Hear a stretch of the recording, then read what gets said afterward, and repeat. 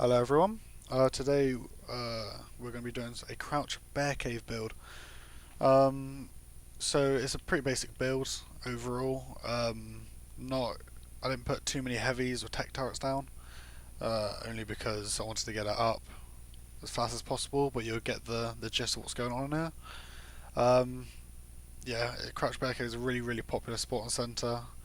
Definitely contested against with Pearl Cave, which I'll do a build very soon for. If you don't know how to build that one. So if you don't know where Crouch Bear Cave is, if you go to Red Ob, it's literally the beach opposite, and you come up onto the beach. So it's 25.7 and it's 65. So pretty easy to know where it is. If you come down here, there'll be a little cave entrance. What makes this cave entrance one of the best on the map is by every point you will have to crouch. I have been proven that a wolf can actually fit through this, which amazes me still. But it does. You can fit a wolf through here pretty easily. When raiding this or defending it, bear in mind that you will hit this little wall bit that you think you can get through or shoot through. So the turrets won't shoot you here because there's like a little wall bit here. But they can't shoot you and you can't shoot the turrets. But you can sit here and throw cryopods out. So that's a very annoying thing for this little cave entrance. But it's definitely not the best thing about this cave. People may think it's because of crouch because you have to crouch and you slow down, but no. So if we get past, I've got some tech turrets, heavy turrets, tech for knocking them back, heavies for rockets. So as soon as we make our way past this, there's normally a Jenny here, which isn't here at the moment. So I've got a Jenny on the next wall, I'll show you in just a second, and I put it on max range, and it for some reason manages to connect all of these, which is amazing. So yeah, so that concludes the first bit of the wall.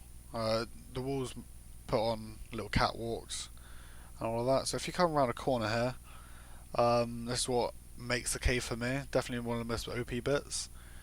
But you can't fit turtles or trikes through this bit, but you can, of course, walk through it or get pterodons past it and all that. So you come around a corner and you instantly hit a chandelier full of heavies and techs, with some techs on the floor to knock you back, of course. If I would have thought of it, I would have put a tech and a heavy turret here, so it would knock them back. So it's just there, just to go and just knock you back a little bit. You've got all these railings, just to stop the attacker from pushing. But a lot of attackers use pterodons to C-spin through. They normally C-spin up here, and so you have easy access to the generator. But from stop this from happening, you can either put foundation supports or double door frames. Best to put double door frames coming off this, so it's all one big straight line. But it might outline like some turrets, but only for a split second. So you can get them come off this, or you can. What I do is put Plant X going across here, which I find to be really useful, just for really good base defense and slowing them down and blinding the attacker. So as you move past this, this Jenny can manage to soak up and power all of the turrets here. So anyway, I wanted just a quick last line of defense for any attackers that come. So I've got just 3 heavies on 2 hatch rooms on both layers. The way I make this possible is, so these are ceilings, and if I go on orbit camera, you won't be able to do on this official, but on a dedicated, you can put foundations under. So if you go on orbit camera, put foundations under. If you want to know how to do that, I'll probably say it in a later video, but if you don't, or if you do, then never mind. But yeah, so you get foundations, you put them under, so it gives a snap point to any upper layers. So you have a nice clean platform to move around on. We'll get to the crafting area in a second. I'll go upstairs real quick and show you. So I wanted to maximise the amount of space that you can fit in here. So as you can see, there's a lot of dino room that you can fit back here. It's definitely really useful for a lot of tames, mass breeding, gigas, you know, just paraces, rhinos, anything you think of, you can just mass breed it in here. Definitely a lot of room, and definitely a good way to optimize the space in here. If you have never been in Crouch Bear Cave before, you can go behind this. You can put like secret loot or beds, or you can even put a Jenny back here to power a lot of things. But yeah, so that we have that down there. It's just sort of something just to have. So as you can see, I've only put 2 layers on this base, but you could 100% put a lot more. Definitely going up to the ceiling. So yeah, if you come down to the bottom area, I've managed to get a teleporter here. This is all unpowered because I haven't put a element in the generator, but you get the gist. So there's a teleporter, definitely a lot of room for you to work with. So I managed to put a teleporter here.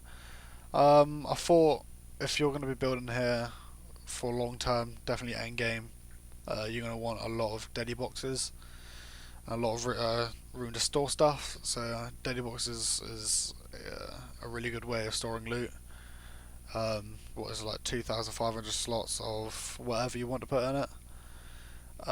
So yeah, so I managed to get 2 replicators in there. I say managed to when it's a huge cave. So I got 2 replicators in here, both bullets or whatever you want to craft.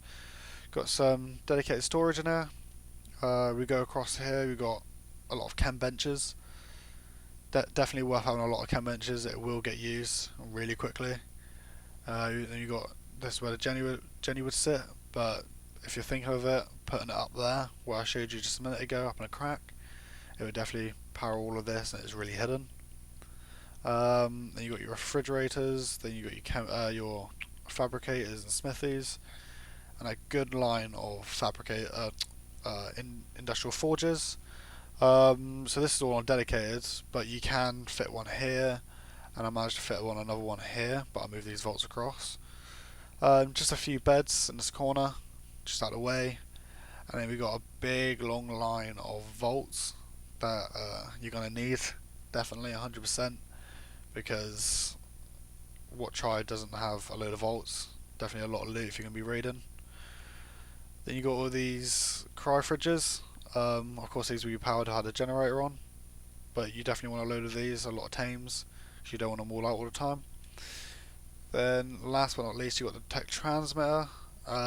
Definitely worth having, because of course you can transfer on and off servers without going obelisks or drops. But yeah, that kind of sums up this whole base location. As you can see, you can definitely add a lot more turrets onto here. Make it go up a little bit more if you wanted. Get a couple more layers up on here. But definitely a good late game base, and definitely try to get it on any server because it is strong. But yeah, that's it for you guys. Yeah, catch you in a bit.